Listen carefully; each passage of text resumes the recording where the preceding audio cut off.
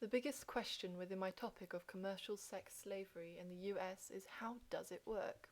Well, there are 7 typical stages in which sex traffickers will pursue, the first one being finding victims. When looking for a victim, sex traffickers look for weaknesses, which could be anything from poorness to bad family relationships.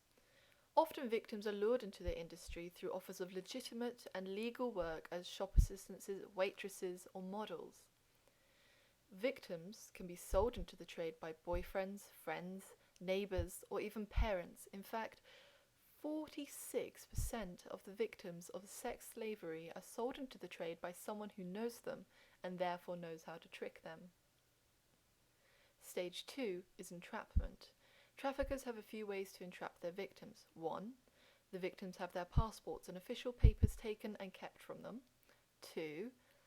The trafficker commonly tells the victims that they're within another country illegally. 3. Debt bondage. This is when a trafficker tells the victim that they owe them a large sum of money because of recruitment and or transportation fees, made-up fees essentially. The victims are told that they'll be released once they pay back this sum, which is a load of blah blah blah, to be honest. Another way of keeping the victims captive is by the traffickers threatening the safety of the victims' close ones. At this stage, victims become very confused and disorientated. Stage 3 is transportation. In North America, most slaves are trafficked by gangs in Tenancingo, which is a small town in southeastern Mexico. Tenancingo is the sex slavery capital of the world, with too many young boys aspiring to be pimps when they grow up.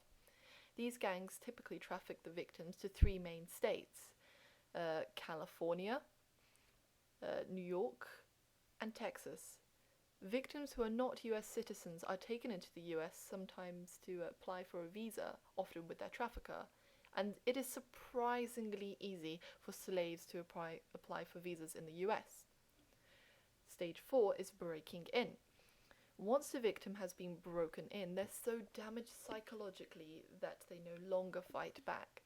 Sex slavery victims experience several stages of degradation and physical and psychological torture.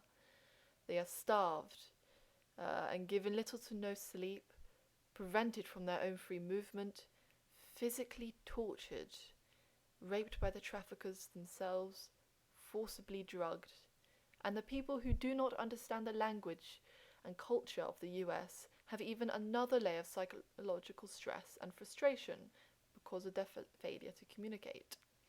Now these people are severely detached from any emotion. Stage 5 is forced labour. When broken in, these people are forced to service up to 30 people a day.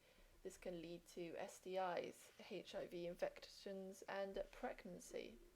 If a victim becomes pregnant within the industry, they will be forced to have an abortion or will have to sell their baby on the black market, only receiving a small portion of the money produced from this action.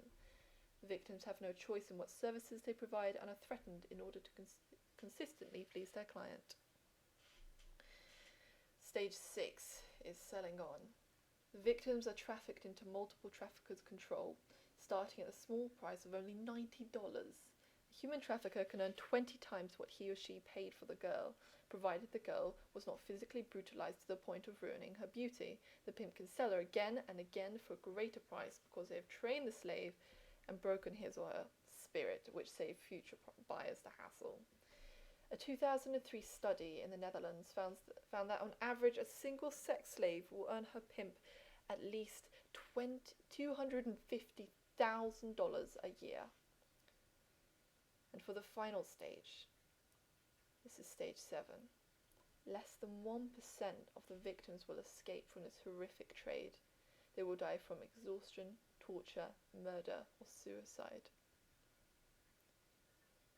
Thank you for listening.